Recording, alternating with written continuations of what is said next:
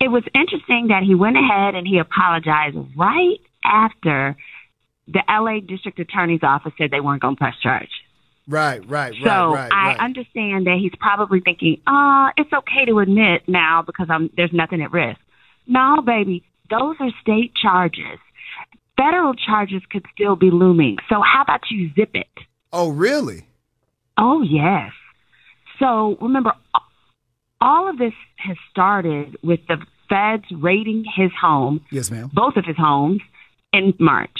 Mm-hmm. And part of what they were looking for there were videotapes. So it's believed that that's how this tape was obtained, was through that raid. And somebody leaked it. Yeah.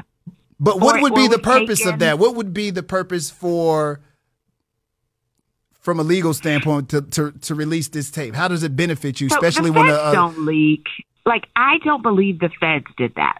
Okay. I think it's more likely that what happened could be, as an example, when the feds are pulling together the evidence, they secretly create and have a grand jury. Well, the grand jury has then presented all types of evidence, including things like this video. So if this video was presented, it could have been someone in the courthouse who was in charge of uploading videos to be presented to the grand jury. So there's a variety of different people throughout the process who could have had access to it and leak. But I don't think it was an intentional leak by the feds themselves. Okay, I'll accept that. Now, here's the other caveat since you brought up the tape and where the tape took place at. I think I believe the hotel is called an Intercontinental Hotel in L.A.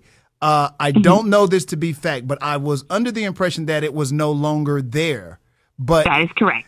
But if it is no longer there, is there any legalities at all because I'm thinking if somebody saw something like this happen, that I don't know if you must report it. I don't know what the law is on No, they actually don't. Okay. So unless you are what's called a mandatory reporting, which the hotel is not. Okay. They don't have to report anything. A mandatory reporter would be like a doctor, a school teacher, a guidance counselor, something like that. Wow. But here, they're not required to report it, but that still doesn't mean they couldn't be in trouble civilly. So I actually do believe that Cassie's lawyers, when they teed up this lawsuit against Diddy and all his entities, that they probably sent the same lawsuit draft, etc., to the former owners of this hotel, and they probably got every dime of their insurance policy. Wait a minute. For negligent security. For a hotel that is no longer That's right. there, they can still be held liable for something like this? Think of it like this, right? So the hotel is under like a new name, new operation. Okay. Think of it as though if you were to go bankrupt, or let's just say someone passed away. Let's say your grandpa was in a car accident 3 years ago and he hit somebody. And at the time that he hit them, though, he had auto insurance. Just because he's dead don't mean he gets away with hitting people.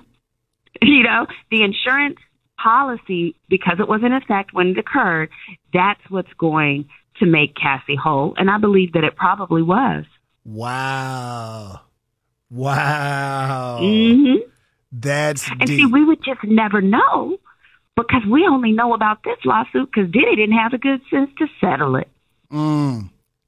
Okay. So, now let me ask you this. This could be just take the attorney hat off, lay it to the side. What happens with Puff at this point? Is there going to be, what's the word we're looking for here? Redemption from the public for Puff? Because I know Kelly Price tried that and they let her have it. For what? Let's think about this. What do we really need him for? Well, what do we need him for? Well, some of these younger people, he gave them years throughout the 90s of some real incredible great music. Yes, ma'am. But let's think about it. Unlike R. Kelly was actually producing the songs. R. Kelly was singing the songs. He was writing the song. Diddy doesn't do any of that. Yeah, but on the record, he goes, yeah, and take that. And it's vital to the song's production piece. Oh, it's so vital. What are we going to do without that? Take that. Oh, boo-hoo-hoo. Oh, God. I think through this, we're going to see just how useless and unvital he was. Now, he may have been the businessman, but the truth is the liquor company still exists. without him in association. Revolt TV has been sold. Music, honestly, would be the only thing where some people may feel he's missed. And so, redemption-wise, I think he's done so many terrible things to so many different people. I don't see that he will be missed.